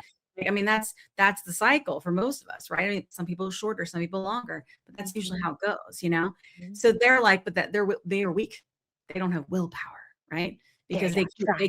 they can't stick to it and Yeah. they're just lazy, right? And I've had So, people straight up tell me that. It's oh like, yeah, people straight up say it. Oh yeah, people come in my comments and I used to get so pissed, Hannah, and now I mm, just feel sorry for them. I'm Mm, glad Because that you've and the been able reason to. I do is because I know it's about them, not about me, right? Mhm. And I Mhm. and I think to myself, what kind of person must you be? One, to think that of somebody else, right? to walk And out, two, yeah, to and fix your face, to like make an have account and be all of yeah. this data from all of these experts for 20 plus years that say this is true, but you know best. Like, All right. Obviously. And so I Obviously. will get my super soapbox here too, because it was Yeah, all yeah. my life. You know what? Because I've always been into fitness. I used to tell people, I dare you. I dare you to come to class with me and try to not outsmoke me. Yeah. I'm 300 pounds. I'll smoke your ass in a spin class. She will. Okay? She I'll will. fucking smoke your She will. ass. That's I dare you. amazing. I All love right? it so much. I'll Well, it's sad fucking too smoke you. because But anyway, so I've sorry, Dad, to Kim's dad. Sorry, Dad. It was cat, not me, Dad. My dad asked me And my content was like that all the time not to too. cuss on the internet anymore I'll until do he it for dies. you. So whenever I do it accidentally, I say, sorry, Dad. And now some of our friends have made it a drinking game, like where they drink water every time I say, sorry, Dad. yes. I know. So, Kat, Sorry, Dad. thank you. Water. Sorry, Dad. Sorry, Dan. I drink. So it's funny too because having lived my whole life in a heavier body versus now living in a Yeah. non-heavy body, people treat you so differently. What is And that it like? is crazy. Like Tell us, I'll like, what's the contrast? Because I don't know it. You yeah, know, yeah. I still live in a big People body. yeah, yeah, yeah. So for me, this is just my experience, so I Yeah, don't want yeah. to say that this is everyone, And but we've heard I from a have lot. noticed Yeah. that people smile at me, they make eye contact with me, they Wow. acknowledge that I am there. Like as a heavier body, I'd walk into a store and the people just wouldn't even acknowledge me. And now I walk in, they're like, "Hi, welcome in. Do you need help with anything?" And I don't know if that's just me picking up on it more, if it's actually a thing, but I've noticed that I get more attention when I am out and about in the world. Um, People look at me, like make eye contact with me. And so I consciously do that to everyone, not Yeah. regardless. Yeah. But like I see my fellow large person and it's like I see you. Like I wish that I could like zap into their brain and be like, I see you. I care about you. I see you out here putting the work in. I see you running the same trails that I do. And I just want to like hug them and be like, because I know what it feels like to run Mhm. past a thin person and be like, "Oh, they don't understand." It's like, "Girl, I got you. We're in this together." You know Yeah. what? On the inverse of that, sometimes I was just talking to somebody about this. Um, you know, fitness, Mhm, fat fitty. mhm. Um, I never got back up to running. I would do like I was doing my C to 5K and just do my jogging spurts. I remember there were a few times when I would be jogging on a trail and somebody would come up to me and like give me a high five or cheer me on. And I was like, uh, I mean, that's nice, Yeah. but this is not my first rodeo. I Like know. it felt condescending. Is that what it felt like? A little bit. I was like, Yeah. Yeah. but I'm gonna send the spirit of appreciation to you. Yeah. Mhm. I get it. Yeah, I mean, Sandra said that's one thing she said because she still lives in a big body. Our friend, runner friend. Uh-huh. She said that actually, and I asked her, I go, "What are people like to you?" Because my immediate assumption is you won't belong, and she's like, "No, it's very inclusive. They're running, Running Yeah, is a most of a them are like, yeah. yeah, people are very inclusive. Yeah. yeah, Mhm. with the running You community, like find very your size, environments. yeah, And if you are in a group that's not inclusive, you're in the wrong group. So, yeah." Agreed, yeah, 100%. You know, they exist everywhere, you know. But they she, sure but do. I think it's interesting to know that the sport in general is very you can run. You Oh, know what I yeah. mean? Like I love that. Mhm. I can't think of another sport that's like that. Just Like very that's all shapes and sizes. you Everybody know what else. I mean? I like it's almost like which is why I think a lot of people feel like they have to lose weight before they go to the gym because of that mentality.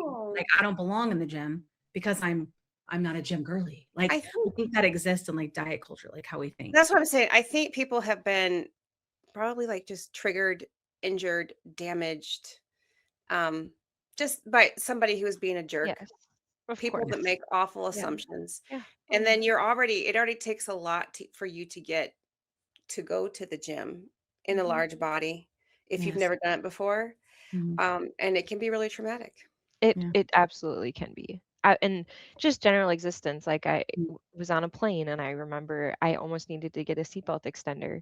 Or Oh, like the look that people make Planes. when they realize that they have to sit next to you and you're bigger, Yes, that is absolutely mortifying it's because you know devastating. it's devastating. And I've been there where they see me and they just like kind of they're like they don't There I have to bought say my own anything. extenders. I bought Yeah. a Southwest and a Delta one. They're yeah. still in my closet. And you haven't gotten rid of them, kinda like the clothes. Well, You I just don't been wanna give them away. I wanna give them to somebody who, like I wanna be kind. Like, I don't wanna just Yeah. throw well, you know what? Maybe I'll just no, 'cause you go to Goodwill. No, no. I I'll do just a Honestly, I'll Facebook send it to somebody off free IG or Facebook market. I do a lot of free honestly, Facebook yeah. market. Facebook, be careful, Yeah. it's getting dangerous I out there. know. It I is. will ship it to them for free. If See? anybody's listening, I'll send it to you for free. Yeah, We like that got I you. think It that's great saves because so much embarrassment for I me. did see Obesity Action Coalition recently posted that there was I wanna say it's Southwest, was, an airline that they said that they wouldn't necessarily reimburse you for, your seatbelt extender anymore. It was like a new thing because I saw Obesity Action Coalition. I'm gonna Okay. find out, I can't remember, but I'll find Ugh, somebody. I will ship it to you I if thought you it was really when you shitty. need it. Like, that's You need like, them. come on, you're saving a lot of money on friggin' fuel because 'cause we're all getting skinny. Could you just give us a fucking sorry, dad, a seatbelt extender? Jeez, you're come saving money on. on fuel. We're paying for the daggum medicine. Jeez Louise. God. Heather Southwest, if you're the one, I hope I'm not, like, outing you and then you're not the one. I know. Like they're not listening. Right. They have bigger Right, fish watch to me, like, fry. Spirit, and I'm, like, busting Southwest. Yeah. It might, That but one. I always found that Southwest had, Mm. for me, the biggest girth seat. In the seat? Oh, yeah. Delta Yes, nine. for my butt. Yes, the Yeah. biggest girth. It is so cool to fly. Like Kat and I have had several times we've had to fly lately for advocacy things that we do. And it is so cool to have slack and a seatbelt. Like it's just like Oh, and not have Right? people so staring wild. at you and not want to sit next to you and know that you're gonna have to like have your leg in the aisle or whatever it is. Like it's just or if you're the person that has the middle seat, like that there's so much shame in flying. I don't There's think people so much understand. shame. I remember like It's when So you so hear the grumbling of like the people sitting next to you and you know they're grumbling about you. oh, yeah. yeah, yeah. It's terrible. Yeah. I It's am so the devastating. person these days because I can't help it. I'm my father's daughter. I can be very condescending about this stuff. It's just because I know so much and I don't like that people don't try harder to learn more. Right. And it bugs me. And so if anybody were to ever do that, like to me on a plane, I would never shy away. I would be like, Oh, do you want to talk about why I'm right and you're wrong? And I would go right into it. And I would. I'm Do like it. people say all the time, like that they say that they have these moments, and I'm like, I'm waiting for we it. need more of I'm that dying for energy. it. We need that energy. I have 3 and a half years of just interviewing experts, founders of this field about this. I am prepared for the debate. You know what I mean? Like, you don't even understand what door you've just I opened. don't understand. I'm not the one you want to I talk want to to. be on the plane when that happens. I Yeah, want to be can I on sit I on the the want to other be on side? the plane. plane. That would be great. I'm gonna be like, and I'll be like, so tell me, why do you feel that? Let's put a little pressure right there on that point. Like I will dig Yeah. into it. I have been practicing my Oprah push the button for 3.5 years here. So I would do it.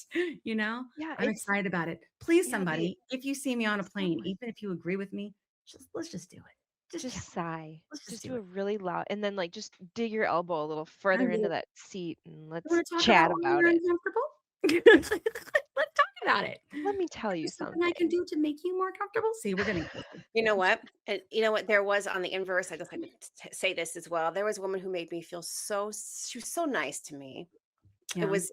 We were in. They did not have an extender.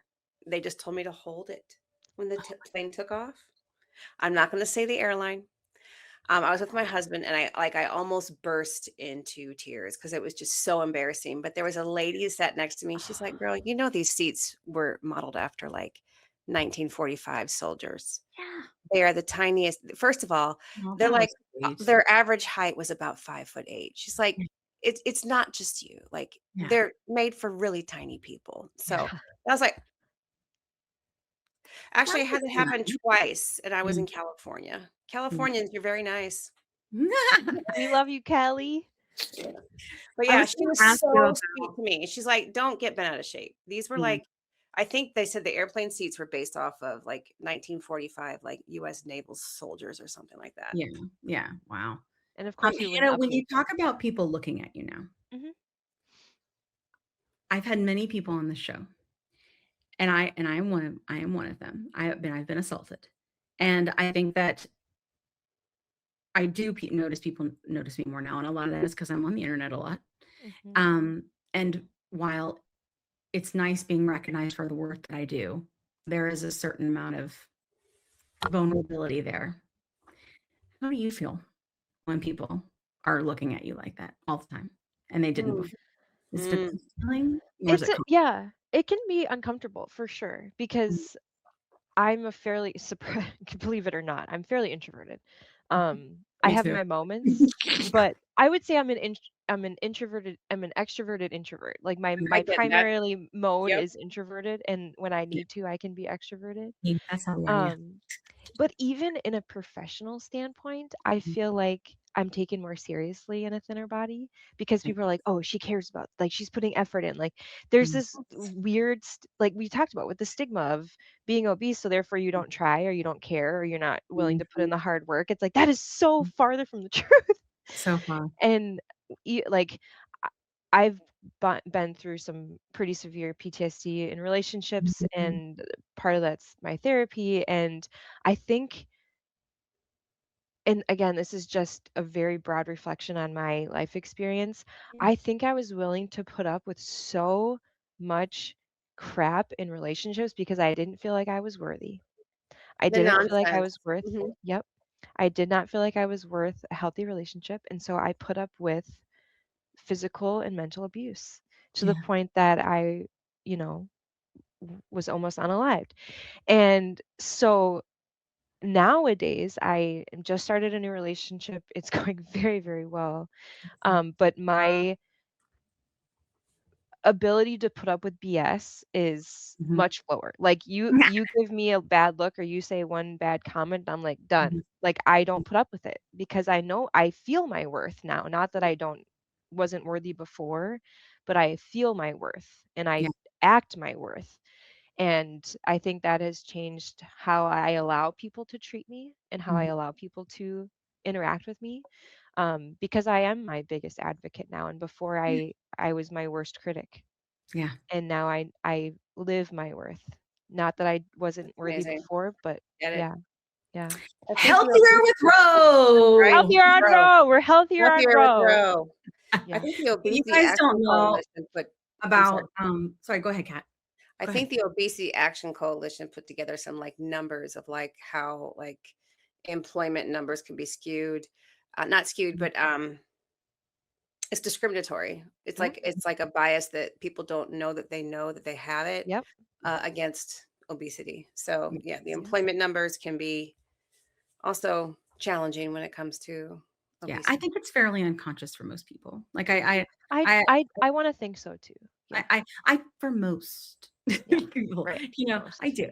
But I do think that there's a certain amount of it is difficult to, for example, negotiate a high salary, right? If you are having a hard time with your worth, right? And I Yes. think that when people struggle in a big body and they've Right. been like this for a long, long time, and no matter what they do, if never worked, I've told Kat on several, or I talk on the show a lot about like before this, I'm not rich, but I'm middle class.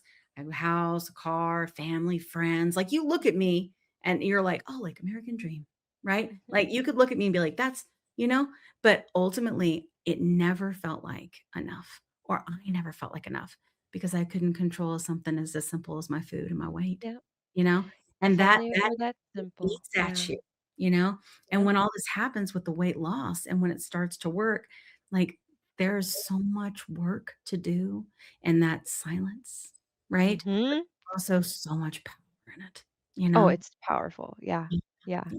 Oh, So It's how you that's an harness it. do interesting. you feel like you become like meditative? I think about like a power meditative when you're running. Oh, Oh yeah. God, yeah. Oh What's What do that? you yeah. think about when you run? I'm curious. Like, 'cause it's a long time. You run a lot. Well, sometimes I love my sister. She lives in Croatia, so we're in very different time zones. If anyone wants to visit Croatia, I have a hookup for you. Oh. They live in the Um, Istrian that's Peninsula. where Big Fit I Run Sandra McCulloch does her. Oh, Um, she does it in Croatia? Is that where she does her meetup? See, they've gotta meet. This is kismet. I love it. I Okay, think we're you gonna guys. go. Oh, it's meant to be. It's meant to be. Okay. I did a 12-mile run and she talked to me the entire time. Like I have my Shocks Aw. headphones. That's And amazing. so she just entertained me the whole time. That's rare though. I usually run on my own. Like I'm a solo runner. Yeah. And I just kind of let my mind wander. Like I have my tunes kind of in the background, and I really like the Shocks, especially as a female runner, because your ear is actually open. They're bone conducting headphones, so you can Good. hear all the ambient noise around you. So I Oh, feel that's cool. safer. And I do run on a state trail that's heavily wooded, lots of biker traffic, not as many runners. So it's like, date, my mom and I call it Dateline Trail because Yes. she's like, let me know if you're running on Dateline Trail. But I kind of let my mind wander. I've certainly embraced my 30s birder era. So I'm a big birder. And I think that's why I enjoy these What's a trails because I'm burger? just like Oh, like I watching birds? watching birds. I Oh, I love it. just love birds. yeah. I just really enjoy their existence. So I watch a lot of nature when I'm running. Um, Otherwise it's just kind of like I don't know if I have anything in particular that I run through. When things get hard, I have my mantras Yeah. and like I'll talk out loud to myself sometimes like you got it, you can do this. Hell yeah. Sorry, dad. Sorry. Um but yeah, I think it kind of depends on the day, the type of the run. If I've had a busy day at work, I'll sometimes just use that as a big stress relief and I'll just Yeah. kind of replay through the day, Yeah, I've release been some watching a lot of thoughts stuff and on, like, burnout and, like, yeah. neurology and stuff like that, and sort of, like, the mental health piece, especially Mhm. when we're creators on the internet and podcasters and digital and so much stuff. Our brain is now never has an opportunity to be bored, right? Right. Which means if you can't be bored, then oftentimes those kinds of thoughts and that types of meditation, all that, unless you're being very intentional about it, are not happening. So I think that there's a lot of peace with exercise where it's not necessarily listening to music, it is the silence, it is being with Yes. yourself, right? Like, I think that is very powerful about, I think, Yes. like, running or walking or exercising in general is it gives you that moment to where you're doing something, right? Mhm. But your brain is not. Like, and Yeah.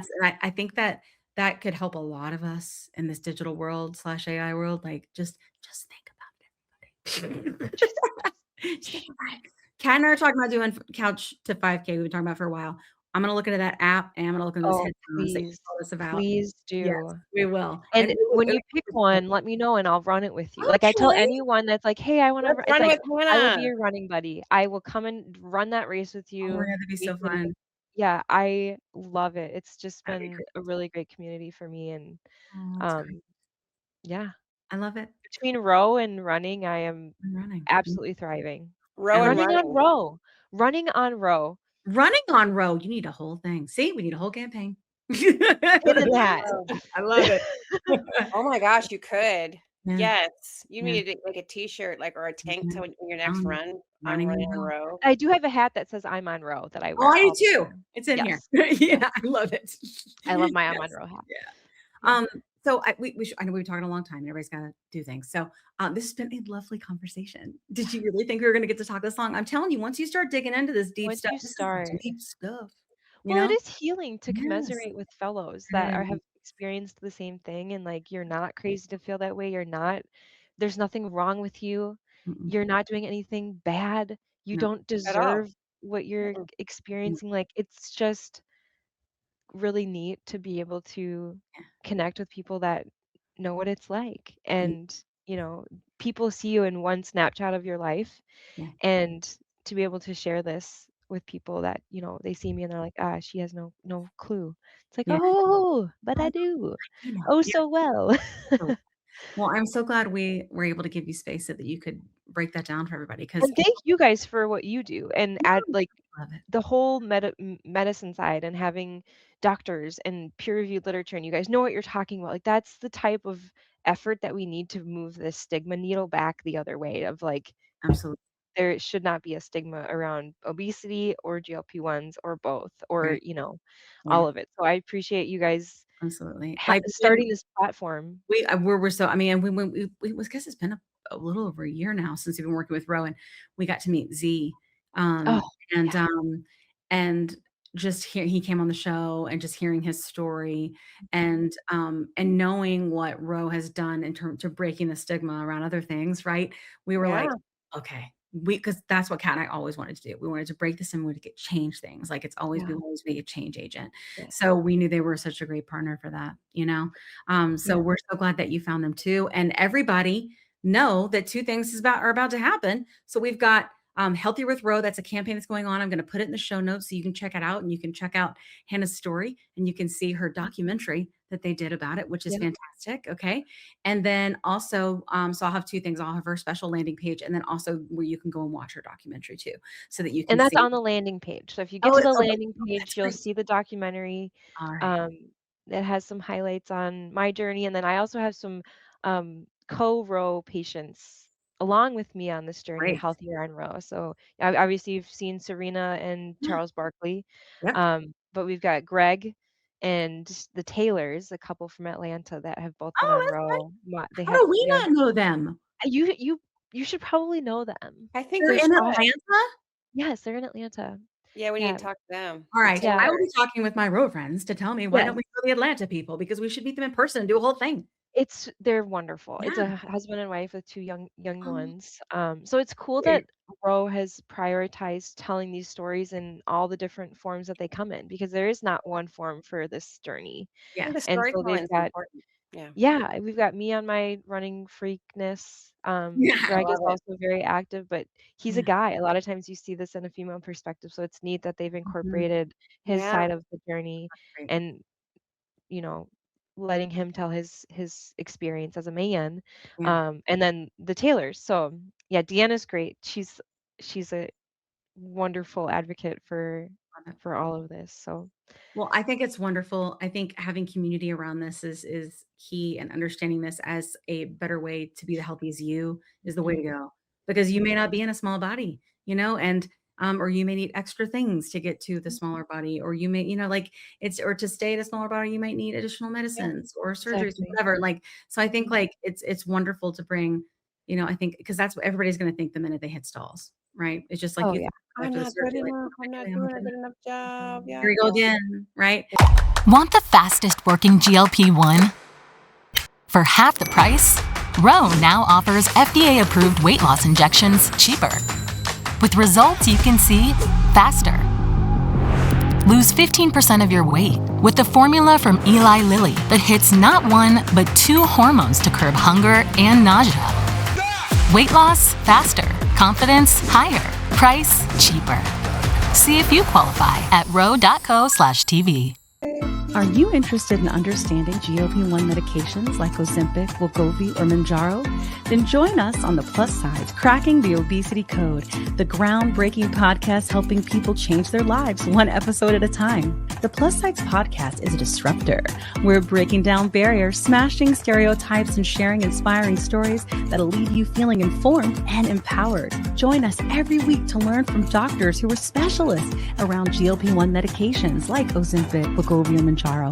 They'll provide you with science and facts to validate these incredible stories. But that's not all. We'll also bring you the voices of the GLP-1 Mounjaro TikTok community, real people who face the challenges of obesity-related diseases and disorders and discovered the incredible plus sides of GLP-1 medications. Our episodes are filled with heartwarming stories, laughter, and moments of triumph. You'll connect with our amazing community members who are reclaiming their health and experiencing their fullest lives. Are you ready to embark on a journey of discovery and empowerment? Tune in to the Plus Sides, Cracking the Obesity Code, and together we'll change the narrative around obesity and end the stigma.